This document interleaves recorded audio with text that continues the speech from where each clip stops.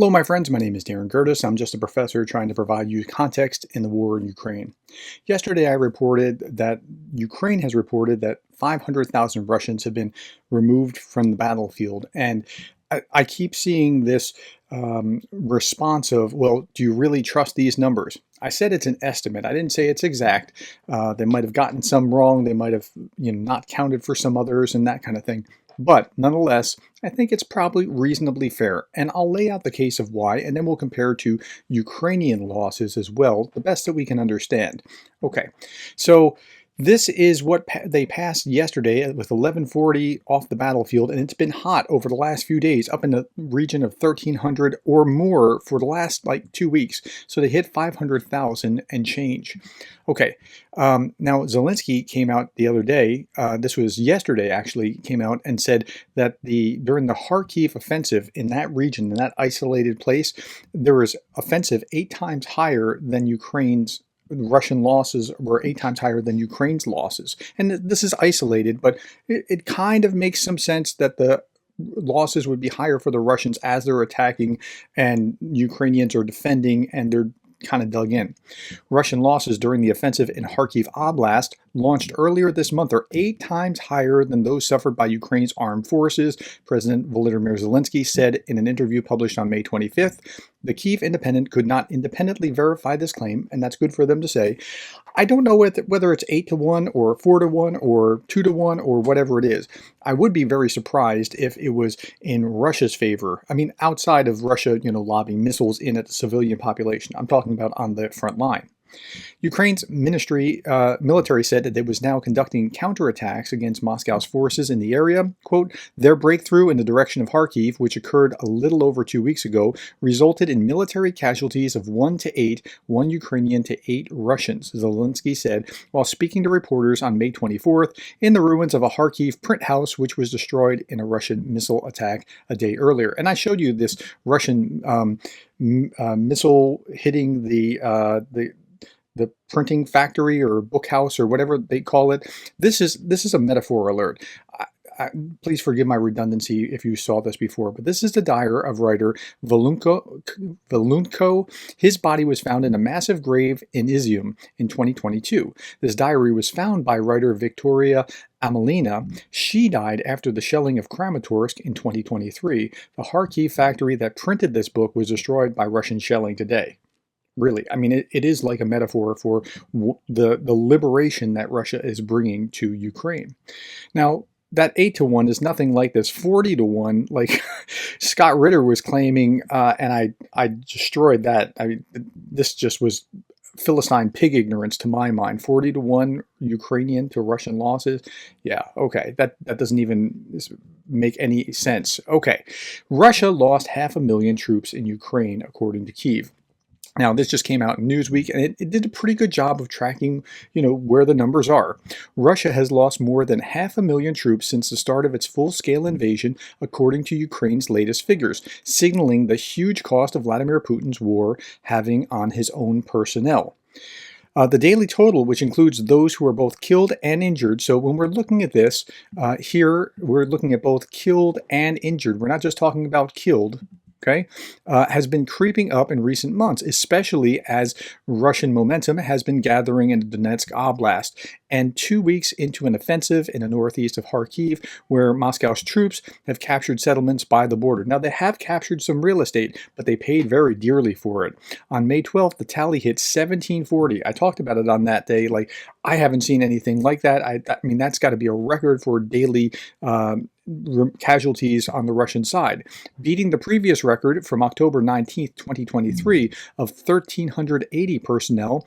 That previous record was also beaten 3 times in the last fortnight, with 1,500 troop losses reported on May 14th, 1,410 on May 16th, and 1,400 on May 19th. So it's been really hot, and it went very quick. And I'll show you the difference between when they got to 400,000 and when they got to 500,000 at the end. Okay. Just a little bit more here.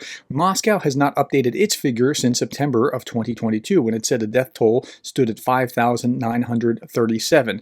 Again, that is about halfway, 6 months into the fighting, 7 months into the fighting, something like that, and you only lost 5,000, that seems somewhat improbable. Ukraine's figures are broadly in line with other estimates by allies, with French Foreign Minister saying on May 3rd that Paris believes Russian military losses stood at 500,000, including 150,000 deaths. That was May 3rd. That was almost a month ago that the French were saying that. British Armed Forces Minister said that last month that the UK estimates Russian losses at over 450,000, and tens of thousands more have already deserted. Meanwhile, U.S. intelligence, being the most conservative, report from December put Russian losses at only 315,000, which it said represented 90% of its pre-invasion force, which was not far short at the Ukrainian figure at the time of 340,000. So it wasn't all that far off then, and it hasn't been updated since. So if you update it by adding whatever the difference would be for another 6 months, you would see probably somewhere in the neighborhood.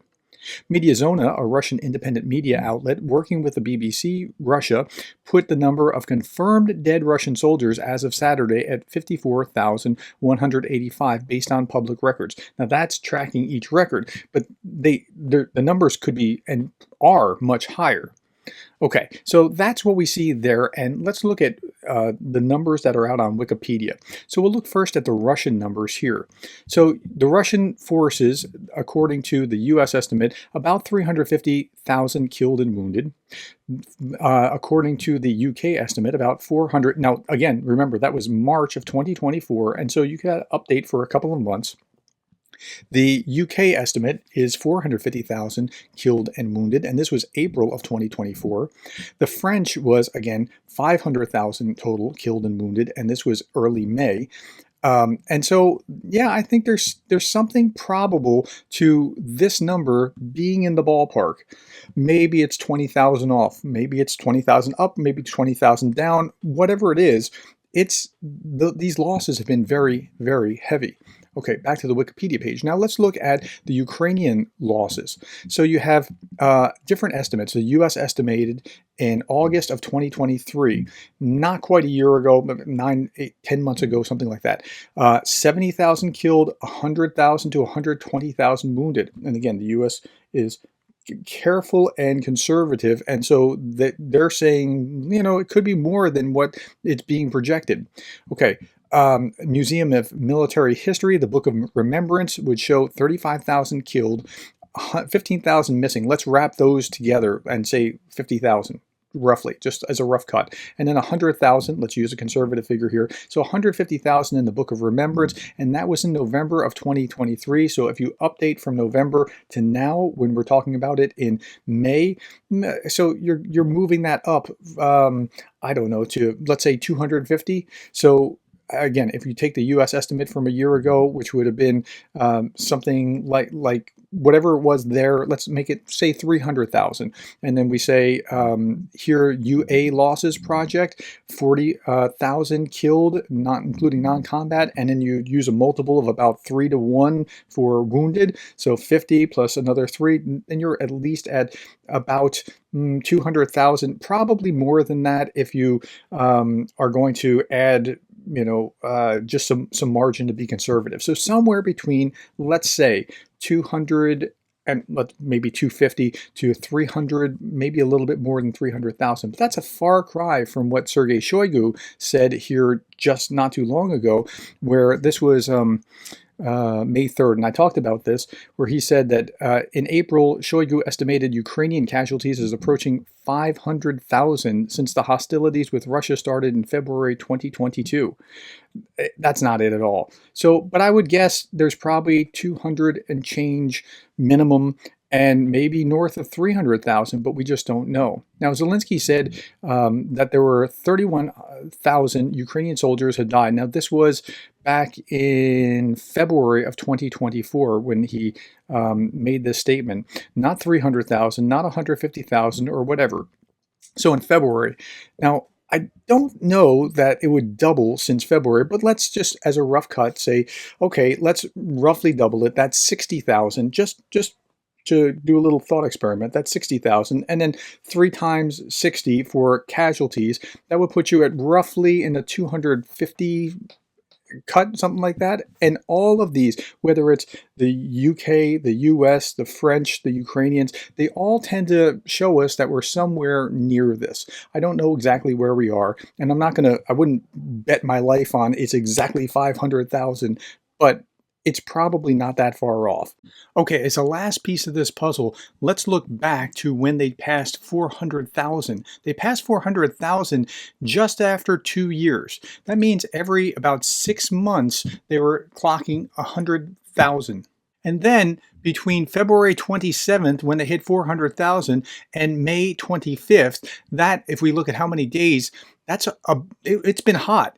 It's been 88 days as opposed to 6 months. So just using a rough cut, considering that the Russians are going to have a counteroffensive, and on the offensive, you lose more, generally speaking, than when you're on defense. When that happens, you're going to see, so it's June, July, August. By the end of August, we're probably going to see it click up over 600,000 at the rate that they're going. Maybe September, but that's what we're going to see. Okay, with all that, what do you have to say? What am I missing? Do you feel a better comfort level of what the UA casualties are and what the Russian casualties are? I think it's probably about 250 to 300 on the Ukrainian side and 500-ish on the Russian side, from everything that I can detect. But I don't have all the answers, and if you have something, please place it in the comments below. Thank you for your time. Thank you for the likes, the shares, the subscribes, and thank you for being the kind of person that cares about Ukraine.